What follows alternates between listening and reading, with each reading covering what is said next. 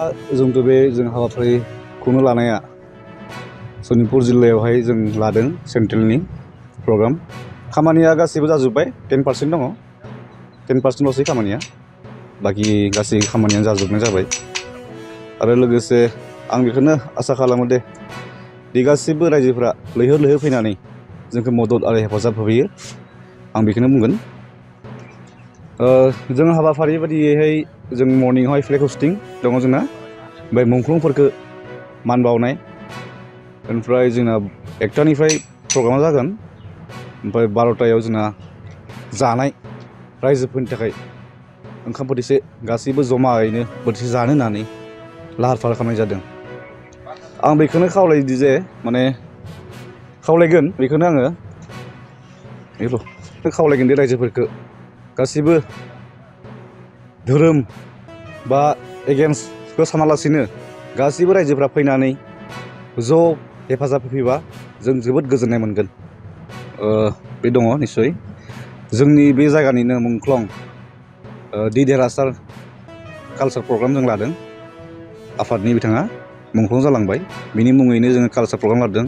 कालचाराव जोंनि आफादनिनो उदालगुरि जिल्लानि सुशांत सुबास दा फैगोन, गहपुरनि बिबुंसा आरो गहपुरनिनो गोदानै जाखांबोनाय सासे सिख्ला रश्मि बिथाङाबो दं, लोगोसे फुंजाबो दं जोंहा गहपुर हालामनि, आरो करिश्मा एक्ट्रिस बिथांखौबो जों हांख्रायनाय जादों।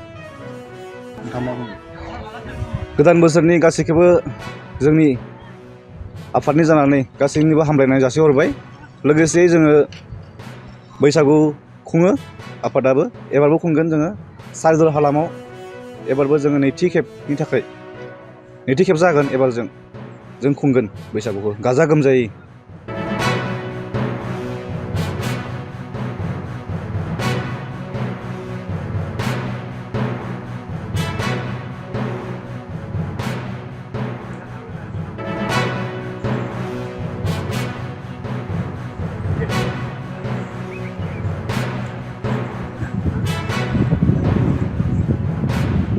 जेन'बा बेनो एन.ड.आ गोबां बोसोर 2008नि उननिफ्राय मोनब्रै बाहागो जानानै दङमोन।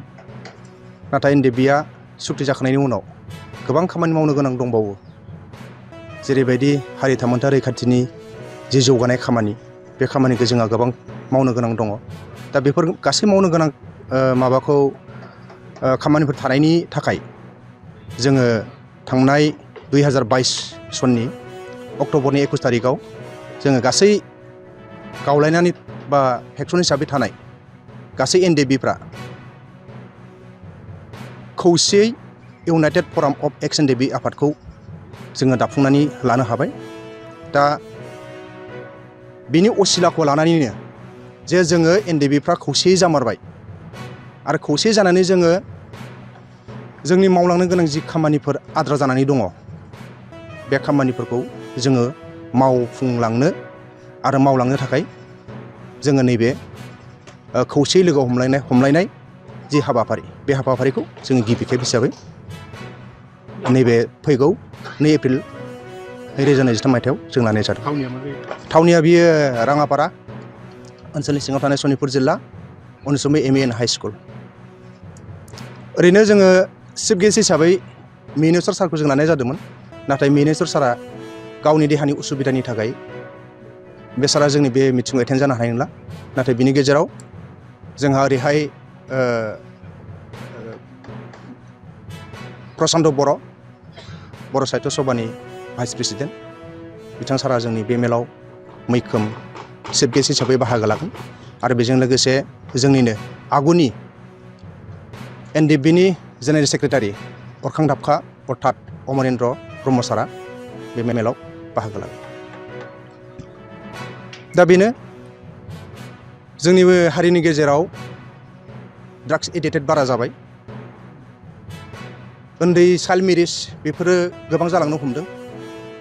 दिनैहाय जोंहाबो एन.ड. हिसाबै माखासे हारिनि खहा जानायफोरखौ बा माखासे हारिनि गेजेराव बेले बेजे नुजानायखौ बोस्रांनो थाखाय जोंहाबो मोन्थाय दं हिसाबै नैबेफोरनि सायावनो जों लानानै बे मेलखौ बा खौसेयै लोगो हमलायनाय हाबाफारिखौ जों लानाय जादों।